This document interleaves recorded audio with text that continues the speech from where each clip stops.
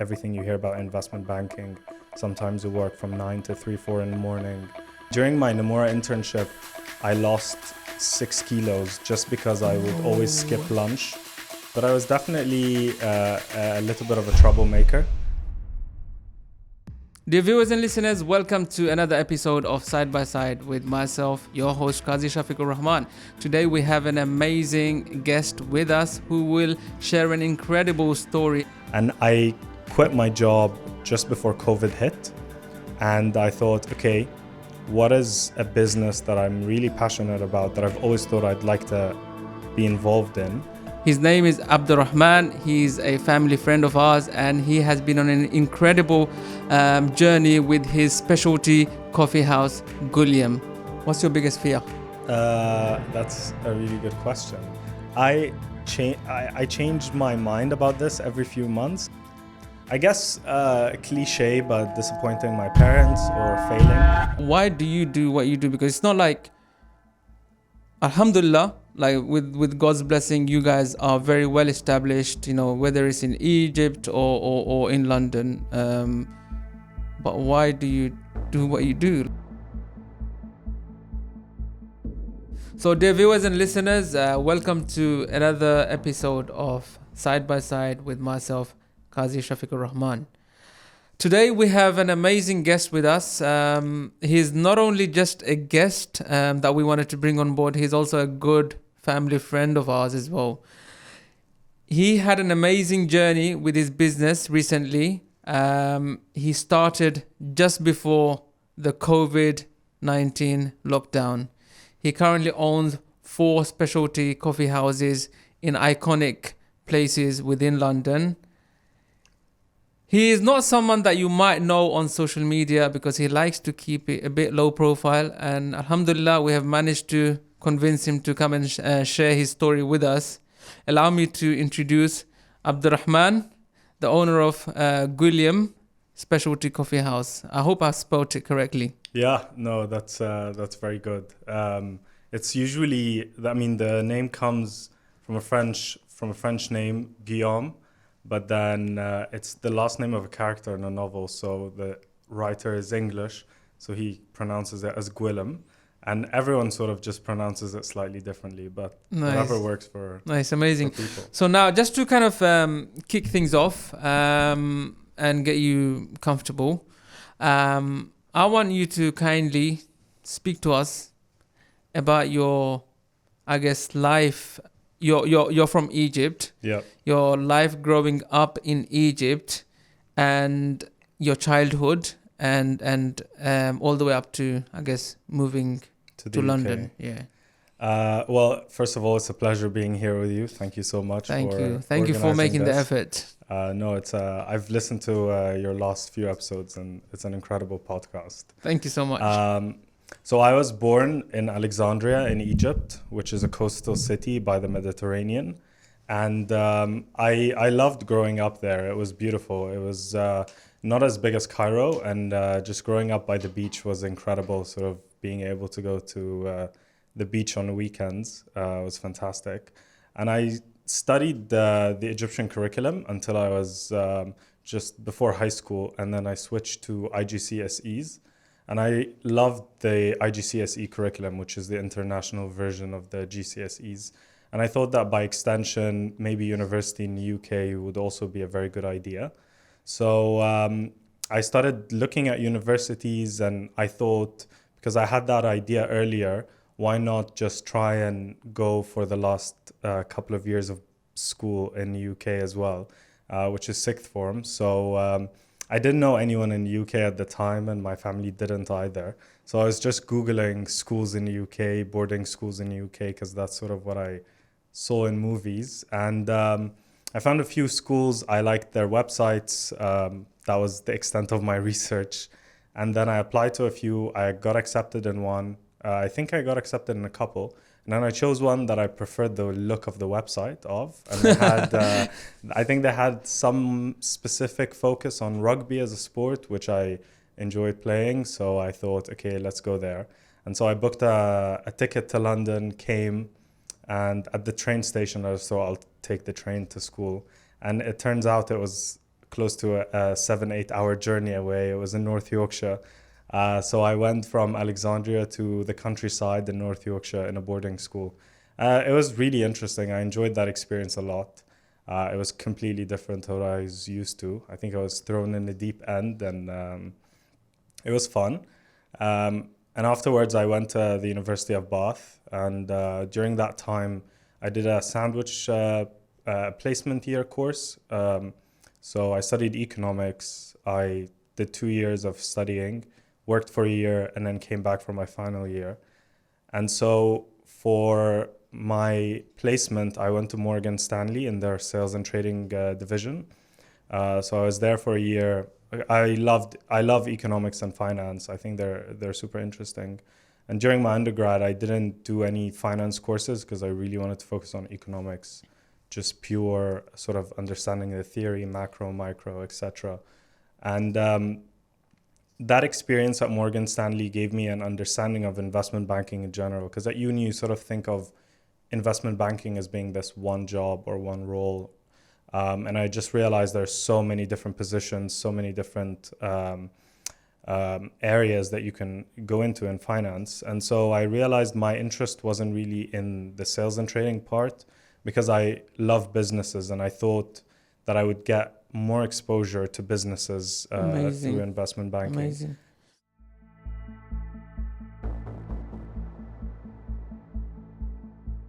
If you were to go all the way back, like rewind right till the beginning of your memory, like, you know, when it starts recording. Yeah. What is that memory? What do you remember?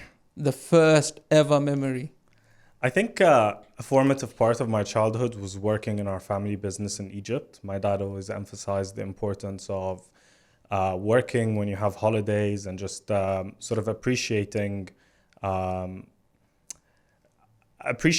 work and appreciating putting the effort in. So I definitely have a lot of memories just working on holidays and weekends, etc. And just sort of, even when I was really young, being around my dad in his office. Amazing. So interesting you mentioned about your dad, and obviously our kind of friendship or family relationship, I believe, came through your father. Do you remember, like, you know, or can you explain, like, you know, how this all happened and how did we kind of get to meet our family and your family? Yeah, I think that was just a beautiful serendipitous moment. It was, I think your brother on a flight to Egypt just ran into my mom, and then they started talking, and then she introduced him to my dad. And obviously he was coming from London, going to Egypt. And so I think they met in Egypt. And then when my dad came to visit, we met again in London. And I think the second time round, he sort of invited me and my brother, and we met you and your family. And then I think that was around 4 years ago or so. And then I think way more than that. Yeah, maybe way more. Yeah, maybe 4 or 5 years ago, or even longer. Yeah. And so we've just stayed in touch ever since, and I've been following your guys' Amazing. journey. It's really kind of a very strange kind of, I guess, not strange, but it's how the relationship has developed is very interesting. Now, you spoke about your father. You said your father has a business. Would you mind sharing what kind of business and the scale of the business, so people can appreciate, you know what we're talking about? Yeah, so he was the first person to create a supermarket in Alexandria, the city we're in. And at the time, the concept of supermarkets wasn't really there in Egypt. And people didn't think it was a good idea at the time, but he sort of decided to go ahead and start it. I guess by today's standards for the UK, the first supermarket would have been a corner shop type of place, or maybe slightly like a local grocer. But thankfully, it's grown from strength to strength, and now it's one of the leading supermarket chains in Egypt. Definitely the biggest in Alexandria, and a few other governorates that we're in. Amazing. So in terms of, if in a size comparison, how would you compare it? Is it to a Tesco Extra, or is it going to be a Tesco, I don't know, the normal size Tesco, or smaller type? I think there's a few formats, so it depends on the area we're in. Some of the areas we're in were a normal Tesco size, maybe bigger, slightly bigger. Other areas is sort of a mall, and then we just have the lower ground floor completely as a supermarket. So it's quite it would be considered a hypermarket, I would say. Okay, like really big. Yeah. What's the biggest? Like, do you know what's the biggest? I guess floor area you've got. What's I the don't biggest remember store? off the top of my head, but I think it would be maybe 15,000 square meters, sort of that Meters. size. Yeah. Amazing, amazing. So growing up in Alexandria or Iskandaria, as you Iskandariya, guys call yeah. it, in classroom, what were you like? Were you more like a leader, or were you kind of more blending in, or were you a follower? I don't know. I don't think there's one. I think it depends on the period of my life. But I was definitely a little bit of a troublemaker, I would say. I wasn't like a leader pushing people to bully others, etc. But I think I always had a sense of independence, and didn't really put me in a specific definition of you're a leader or a follower. I just wanted to do what I thought was useful or interesting. What were you interested in at that time when you were kind of much younger? I was interested in work and sports, and yeah, generally just going out with friends. I was really into fishing as well. Nice. So growing up by the beach, that was really fun. And I think as I grew, I sort of developed different interests. So rugby was a huge thing that I really enjoyed doing in sixth form, sort of before sixth form and during sixth form when I was in boarding school here. Amazing. Now, I want to know more about the impact your mom and dad had on yourself and your kind of development. Like, what are the key takeaways? I think anything good or any good qualities I have definitely came from them. Anything bad was sort of my own rebellion. But no, they were really key to my growth and development. My parents are different in a way. So my dad focuses more on work, etc. And so I learned a lot from him. I learned a lot about honesty, integrity, and just constantly trying to do the right thing. Which is very helpful when you start your own business, because there's so many ways to cut corners or try to do the wrong thing, or if someone entrusts you with anything, you can sort of not potentially do the wrong thing, but there's always gray areas, and he always instilled in me that you have to do the right thing regardless of whether anyone will ever know or not. And my mom, it was sort of just, again, everything on the personal side, being moral, being honest, being good to your friends. So yeah, all of those good qualities. Amazing. She's a teacher as well. She teaches you guys the Quran and all of that. Yeah, doesn't definitely. she? Growing up, that was a big focus, teaching us. Yeah, I all the- realized that when we met as well, because she offered my wife to kind of go down and then she can teach her more about Islam and Quran. So Yeah, I think she knows a lot. So she's very. She really enjoys meeting people who are interested in the same areas. amazing. As well. Now the big question. Tell me about I know you had a first job, like after your university and everything. Yeah. And how did that go? And why did you leave? So to continue on from the experience I had at Morgan Stanley, I think it was a great formative experience, but I realized I wasn't interested in sales and trading. So I decided to go into more the investment banking corporate side of things. So mergers and acquisitions, etc. So I did a master's at Imperial College London in finance. And then afterwards, I did a summer internship in the mergers and acquisitions team at Nomura, the Japanese investment bank. And that was a really interesting experience because I really enjoyed the work, but I hated the team and the culture I was in because it was a very selfish culture in a way. It was just very odd.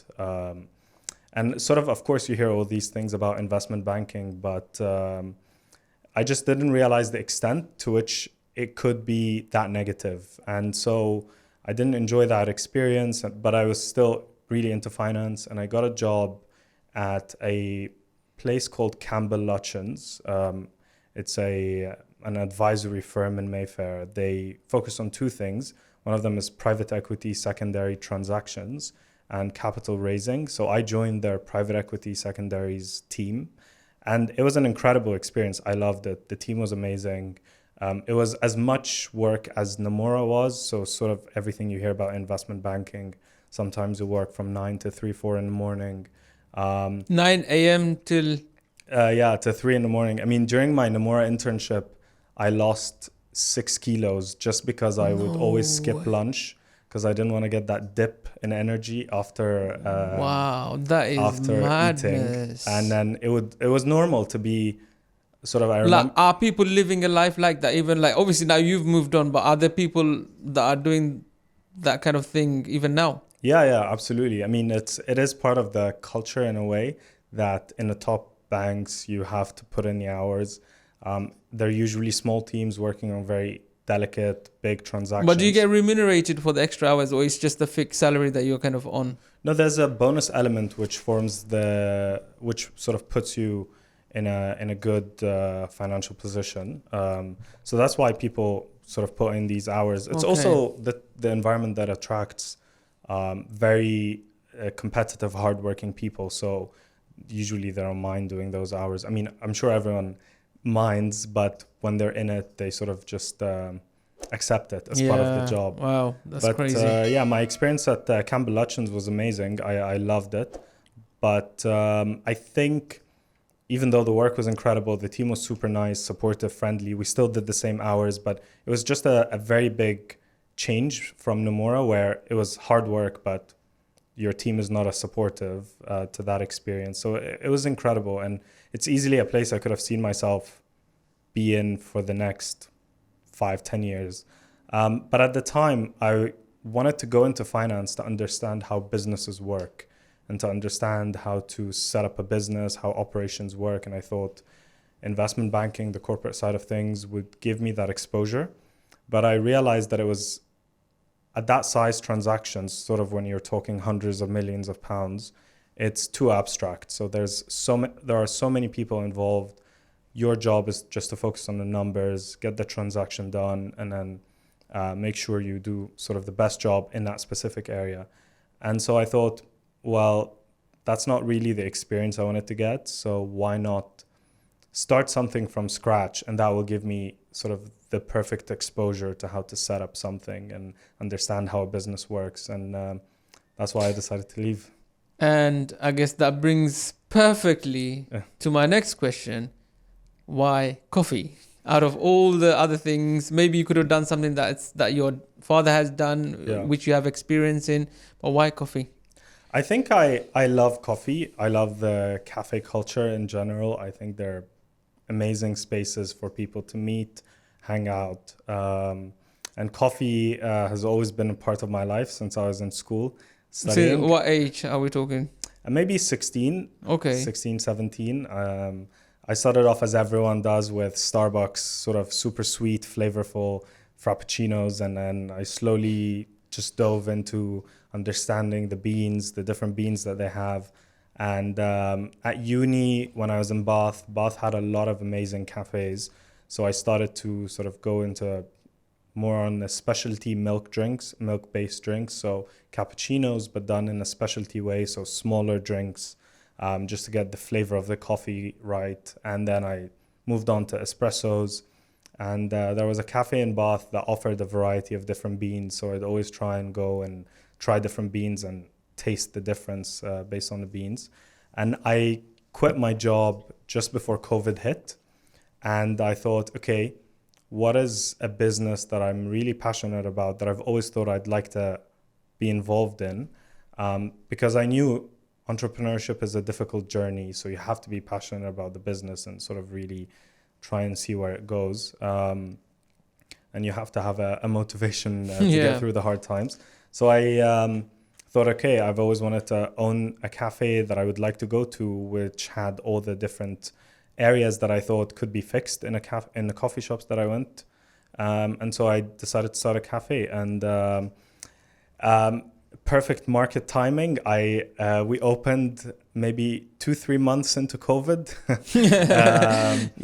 But it was still sort of a weird timing because people were sort of saying, oh, there's this virus in China. It's now moved to Europe, but it wasn't really a huge thing still in the UK. Yeah. But I opened and the place was empty. And I was thinking, did I make a mistake? Why aren't people coming in? And then I think 2 weeks later, everything was shut and we closed down for a bit. Now take me slightly backwards in terms of like, so you decided you want to open a coffee shop. Yeah. And then what? What are the processes that you've had to go through up until your first store? So honestly, it's very funny because I had no experience. I'd never done I've worked in a family business, but I did all sort of jobs, but none of them was hospitality. None of them was like a waitressing or a bartending job or anything. So I had no idea. So I was just Googling how to start a cafe. And I think cycling around the areas I liked and looking at shops, reading the signs if any are for rent. And I would call them up and they would say, okay, send us a landlord pack. And I was like, what is a landlord pack? So I would just write it down, Google it later, figure out what that is. I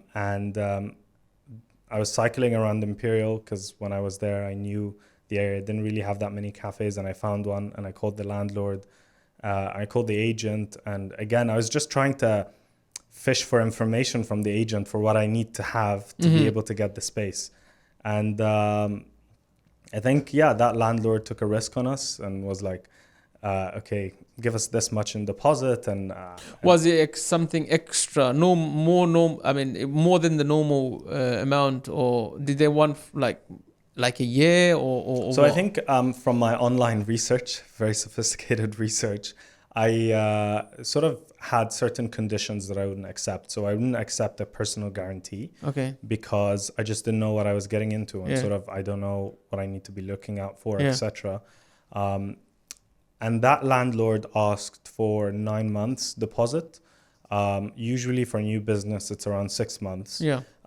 But then again, from my online research, I saw that the standard is around 6 months. So we negotiated a little bit, and he agreed that once we're open, if he thinks we're actually operating, he would return 3 months. So it'd just be 6 months.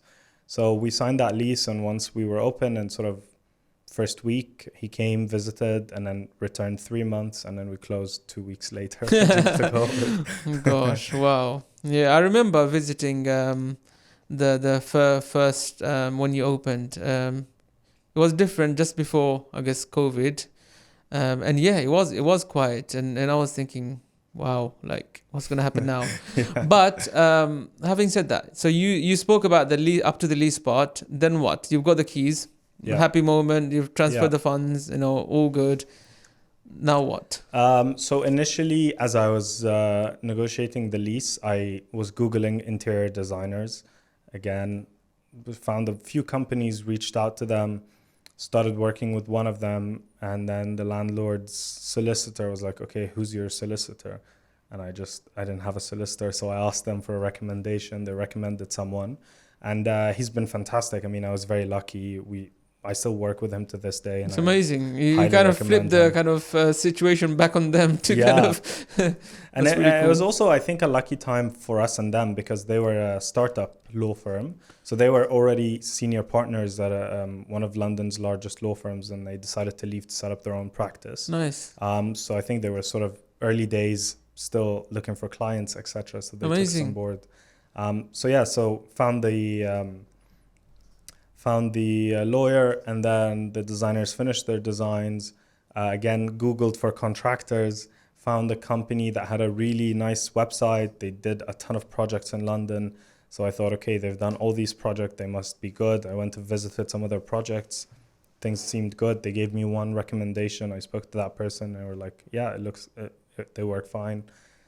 So we started working with them and built the place up. Any challenges along the way where you thought, what the hell, like, now what? Like everything is going good and then some challenges appear. Oh yeah, I mean, I haven't spoken about any challenges, but it was talk to us about the challenges from the beginning. It was I think everything from the working with the interior designers to the contractors, it was just a nightmare because everyone pitches their business, and everyone tells you, work with me, I've done this so many times, I'll All give you nice and rosy. yeah, everything is going to be great.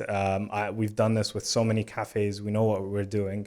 So you go to the designers and you think, okay, they will tell me how to lay out a bar, what equipment I need, etc. And then once you sign, pay the deposit, you realize they have no clue. And so again, I had to do a ton of research online, literally look at videos of cafes, where they put their equipment, how it's set up, try and piece together from the conversations they're having, why the machine is here versus the grinder is there, what equipment, all of those things. And again, I was telling the designers, okay, no, we're not going to use this machine because this is a home coffee machine. It's just never going to work. What you recommended is just ludicrous. We're going to use this one. Again, you go to coffee suppliers, you speak to them. Everyone wants to pitch you the most expensive equipment with the newest, shiniest piece of kit. But again, it's not necessarily the best piece of equipment because a lot of the new tech is just experimental. It doesn't really work, or you'll end up paying so much in maintenance costs. Yeah. So it was just about figuring things out. I mean, with the contractors as well, I think at some point they realized it's my first time, I don't know what I'm doing. So they exploited that in a way. And yeah, you just realized, again, the designers would choose materials that don't really work. They look beautiful the first week and then they're impossible to maintain, or they forgot to do something.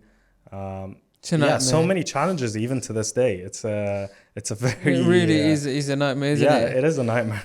Well, I'm glad you kind of managed to launch finally, and it's been a pleasure kind of like being also kind of witnessing that journey with you along the way. Now obviously lockdown happened and the shop is shut. Now what did you do during the lockdown time? Guys, I hope you are enjoying listening and watching this podcast. If you have been enjoying so far, please don't forget to like and subscribe. Let's get back into the show. So I hung out in the cafe alone a lot. In your own cafe? Yeah. Just sort of reading, trying to work on systems for the cafe, do more research. I think at that point, we unfortunately were unlucky in the first stage of the salary support scheme. Furlough scheme, The furlough scheme. So we missed out on that one because we didn't file payees the month before because we had just opened. So I thought about it and I thought, okay, I've hired this team. They've left their previous jobs. They're not going to be able to get a salary anywhere else. COVID at the time, again, it was incredibly uncertain. It was just the first lockdown. So I thought, okay, this could be the end of the world. I don't need the money if that happens. Or if it's sort of just a fleeting thing, again, I'd love to support these people who put their trust in me and joined my team. So we paid the salaries for that month just out of pocket because I think it was just the right thing to do. And then we realized that so many hospitality businesses and the government was sort of saying, if you're a takeaway shop, you can continue to open. So about a month, maybe 6 weeks later, we reopened and we just operated as a takeaway coffee shop. And people in the neighborhood really loved it because it was their only experience with other people during the day. Amazing. It was the only time they could speak to someone. Again, we operated very different procedures based on government guidelines. So whether it's curbside pickup or just take away one person at a time in the shop, etc. So we tried to sort of maintain all the rules, things as we progressed. Amazing. It's really interesting. And I guess I will ask you more about your further shops. So when did you realize, okay, now I'm good with one shop, one cafe, now I need more? Like, how did that come about, the thought process? I think even to this day, I'm not happy with the operations. I don't think it's perfect. I think it's part of just trying to deliver a good product to people is constantly being critical of yourself, what you're offering and what you're doing, and trying to develop it and improve it. I always had the idea that we wanted to open more shops because it helps you in so many ways, not financially, because it could be the same level of profitability at 4 shops versus 1 shop, because you have to develop a head office team, you have to have people employed, you have more and more responsibilities. But I always felt it was important to hire the right people and provide them with career opportunities and progression. And so it's very difficult to offer that when you're 1 shop. If you have a really good manager or a really good barista, at some point they want to develop their career and grow. So you could either say, I'm sorry, it's just 1 shop, there's nowhere for you to go, or you can try and grow the business and then offer them more opportunities organically through the business. And that was one of my main motivations. It was also on other areas, because when you're 4 shops or more shops, you have a stronger negotiating power with your suppliers, with sort of a stronger purchasing ability. So it's not about pressuring your suppliers, but if naturally you're buying, let's say 200 kilos a week from someone versus 50 kilos a week, you're able to get better prices. Yep. So you're able to offer a better product at a lower price. And then also being able to hire internal trainers and improve the quality of the products. That's very difficult when you have 1 shop. So again, with scale, you're able to improve things. But again, scale brings its own challenges. So it really is kind of challenging, isn't it? You've got then more kind of, it helps with the costs, splitting the cost and all of that. But then at the same time, you need more resources. Like you said, you need an office, you need additional people, training, quality control and things like that. So very, very interesting. And currently you have 4 shops. You've opened the most recent one in iconic Mayfair, which I've been to. Looks amazing. What does quality mean to you? Because I've noticed, even, with this cup, it feels quality. I suppose is addressing the needs for sustainability and all of that. You're encouraging the sustainability aspect with your business for reusing the cups, but everything that I see, there's a bit of there's not bit quality involved. What does that mean to you? Well, thank you for noticing. I completely agree. I think quality is really important in everything we do, and focus on sustainability and focus on efficiency in a way. For us, for example, with these cups, I sort of, whenever I try to put something in a cafe or design any of our processes, we try to think from first principles. So for me, a takeaway cup, first of all, I have a specific focus on design. So I always feel that things need to be just stripped down to the essentials. So I always loved cups that didn't have handles, because I feel that gives you a connection with the drink that you're having. And it's a very small thing, but it's psychologically, I think it makes a difference. So when we were thinking about these cups, we were thinking about, we wanted takeaway cups, reusable, that don't have handles, that are easy to put in a bag. They're not bulky, they're not clunky. It's not a very big double-walled product. It's simple, elegant. The color should blend in with your environment. If you're in an office, you don't want a colorful cup on your desk. So all of these things we thought about when we were thinking about the cup, even going into the detail of the printing on a cup. So again, we found a variety of suppliers who were offering us printing on the cups, and I always felt that, okay, you'll have the cup for a month, it gets scratched, the logo gets scratched, and it doesn't look nice. So we found a supplier that would etch it into the stainless steel itself so that it doesn't get scratched off. I just noticed. So all of these little things, even on the bottom, you have these rubber mats. And so if you put it somewhere on a tube, if you put it next to you, it doesn't slip. If it's in a car, it doesn't slip. So all of these little design things, but then when you look at the cup, it seems very simple, very elegant, very effective. No, I love it. Doing what it needs. I love to it. be doing. Even your interior decorations. I've seen your coffee shops, the way things are placed. Everything seemed it had a place. Everything had a belonging.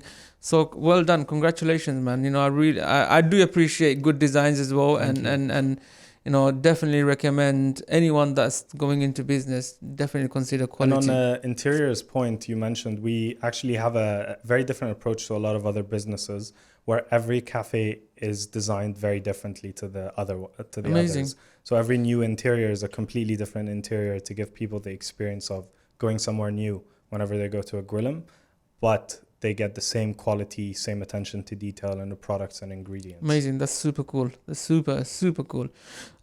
Quickly, I suppose, what do you look for when you hire someone? What is that one biggest thing that needs to be kind of there? For me, the most important thing is just honesty and having a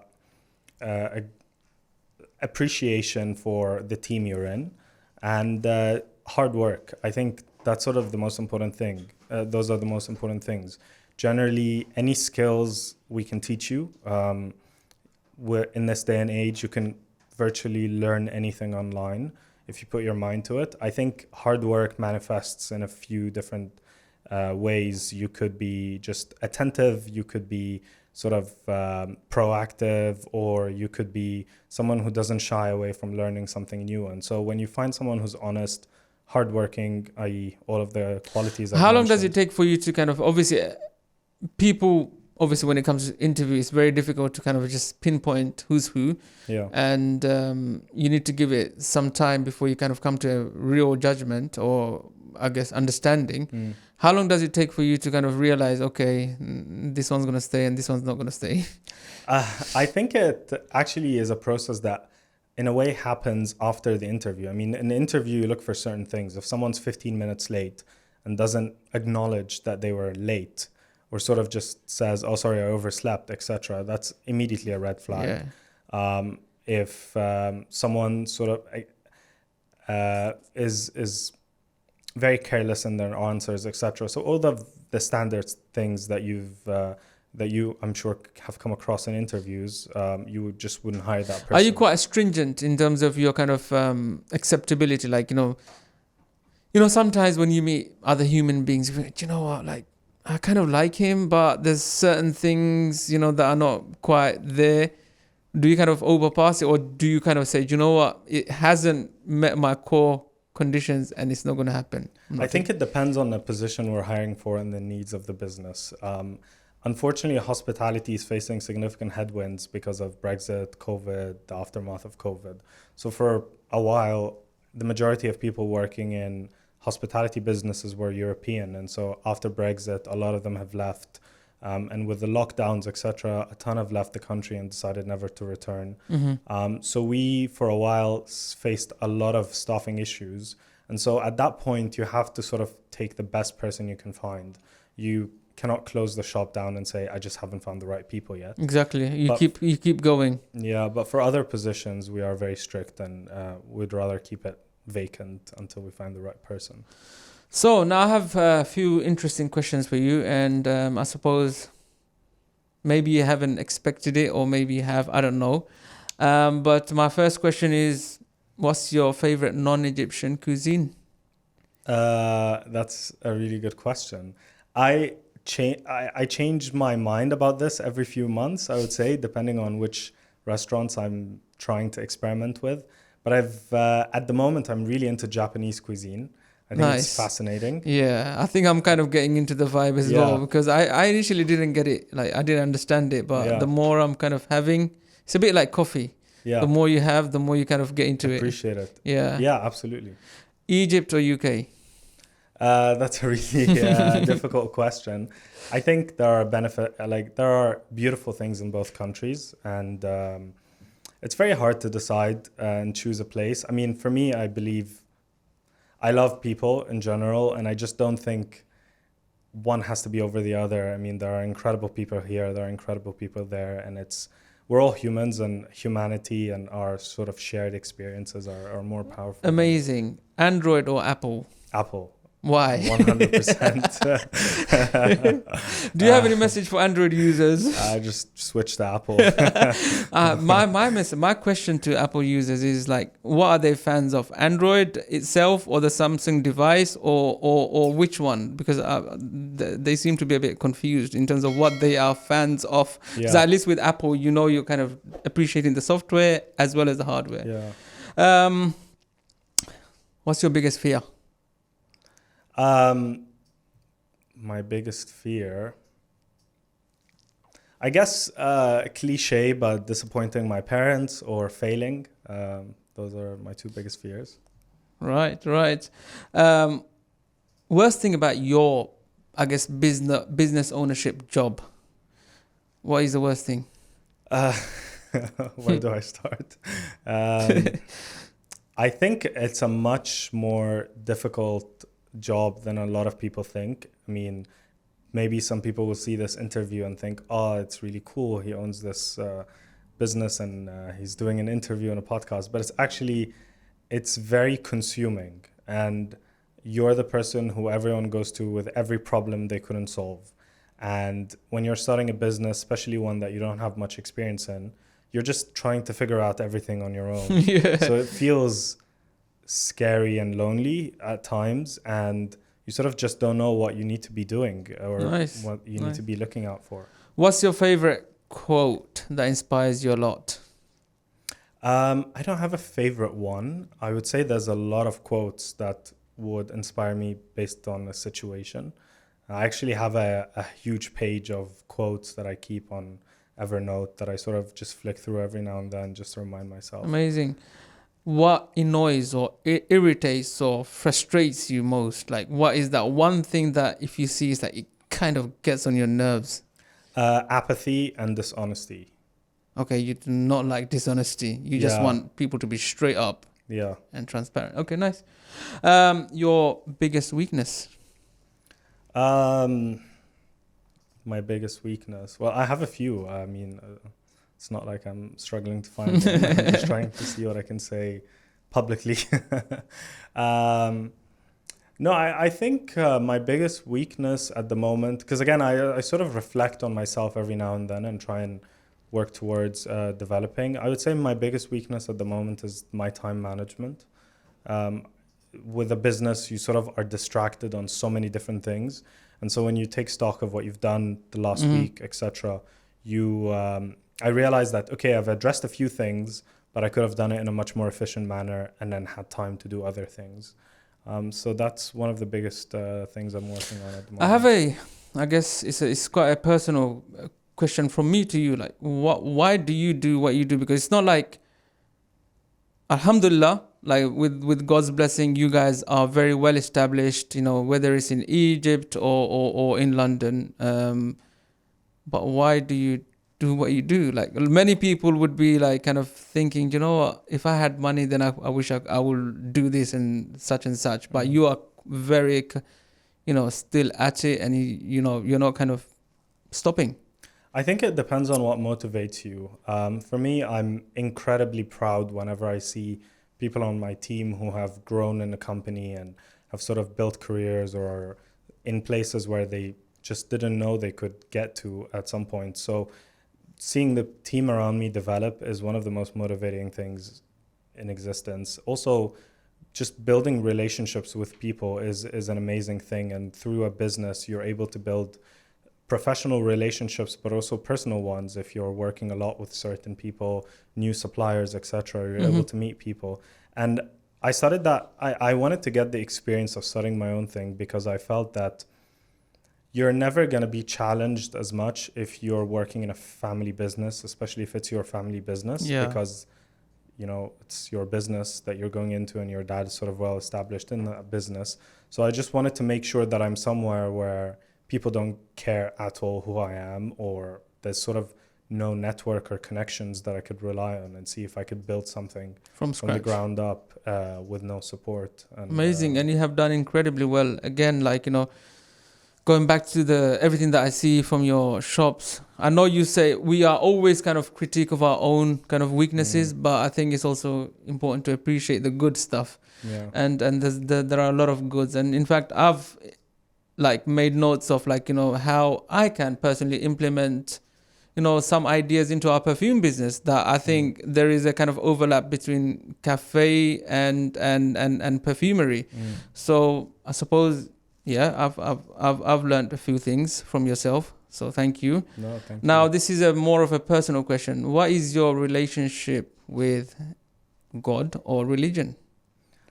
It's a very close relationship, definitely. It's one of the most important things in life. And yeah, I guess it manifests in so many ways, like honesty, doing the right thing are huge parts of the religion and your relationship with God. I think it's just sort of behaving constantly as if you're doing things when no one's around, as if people are around and looking at you. I think that's, in the context of business, a really important part of 100%. Of the relationship, and just trying to do the right thing constantly without expecting a reward, because you just don't care about earthly rewards. You're sort of just trying to do the right thing. Amazing. Now, just a few more questions left, Yeah, of and course. then you'll be on your way. Please, I know time is of essence to yourself. Give me an example of a business deal that you've done that really kind of materialized into something really good for you, and you were kind of proud of it. Like, I'm happy. I'm happy with the outcome, and I'm glad like I've kind of played it the way I have. I think some of them actually. It's an excellent question, and I wouldn't say it's something that was planned. So we recently took on an investment. It wasn't part of my plan to raise money or bring in investors, but it just so happened that I met some people through a different context, and I was helping a friend with something else, and I met those people, and then they were really interested in the business. They liked the fact that we built this in London during COVID, and they just thought there's a lot of synergies between their existing businesses and this business. So I think I was very glad to have not thought about it as I'm trying to get the most money or trying to get the best deal for myself. It was just sort of a transparent, honest conversation between the two parties, and we reached a deal that worked really well. And it's, I would say, developed more into a friendship than any sort of business relationship. And yeah, again, I think it speaks to a lot of the serendipitous moments that you need to rely on. So again, our friendship or our family's meeting was, you could have a chat with someone next to you on a plane and then not think about it. But actually just follow through, see if that person is someone interesting. It's amazing what happens, once you follow it through. And I feel like everything happens for a reason. Yeah. Whoever we meet, whatever happens to us, good or bad, there is some sort of blessing or some sort of education or lessons for us. Now, my next question is about mental health and physical routine, physical exercise. How do you deal with it? Because you are incredibly busy, and how do you kind of fit it all in? Yeah, I think that's something I started to appreciate the importance of maybe 2 years ago. Because again, when I was in finance, it was sort of working very long hours. Everything is secondary to work. Nowadays, I try and prioritize elements of that. So mental health for me is very important. You just sometimes have to say no to things when you don't want to do them, or you don't want to meet those people, or you don't think they're adding anything to your life. Physical health is incredibly important. You're quite young, right? You kind of, when I first met you, you were quite, developed in terms of your physique. When did you start, and at what age? So I've gone through cycles in terms of my physique. I started when I was really, really young. So I was very fat when I was young. Really? And then, yeah, not super fat, but definitely overweight. And I had a trainer who was advising me, okay, start doing push-ups every day at home, and that will help you. So I started to do that, and I'm really into judo, so I love that sport. And so I just did judo as well as rugby, sort of on and off with both sports. But I've always trained. I've always worked out. So I developed from when I was very young that routine of doing push-ups, squats, air squats, burpees, etc. at home whenever there's no opportunity to go to a gym. And so again, it sort of depends on how busy I am. I always make sure to train at least 3 times a week, maybe every day if I can. So if I'm unable to go to the gym, it will be push-ups, burpees, stuff like that at home. If I'm able to go to the gym, it's sort of a good session. On a day where I can go to judo, I go to judo. So for the last couple of years, I've been trying to go to judo at least once a week. Again, injuries would prevent me sometimes. But yeah, I think physical exercise is incredibly, incredibly important to your mental health, to your sort of general well-being. And it's something I would encourage everyone to take on in some capacity. I mean, either find a sport that you could do with friends socially, or just do something at least twice a week. How does it translate to your business life in terms of, does it help in any way, the ability to go to the gym and, do a good workout session? For me, I feel like it does help in terms of reducing the stress levels and if something was bugging you, then, you can solve that problem. Yeah. I mean, I've seen your transformation and it's incredible, by the way. I wanted to congratulate Thank you. Well done. It definitely is incredibly helpful in so many ways beyond just reducing the stress. I know a lot of people will say, I go to the gym, I de-stress after work, it helps me. And it's fantastic that that happens to you. For me, I actually slightly get stressed in the gym because I think I've just been going for so long that it's I have to be doing something else interesting because it gets really boring. And that's where things like judo come in, because you're 100% focused. Otherwise, you'll get thrown. And so you're able to actually... someone else said the same thing as well about boxing. They're encouraging me to kind of start boxing because that's when you're kind of super focused to kind of to an extreme level. Yeah. And I think sort of the physical exercise itself, I mean, again, your body regenerates weak cells, you develop muscles, your breathing improves, your stamina improves, your mental health generally, you just feel better. Again, in so many ways, your body is stronger, so you're able to withstand things better. Your heart rate improves, your resting heart rate.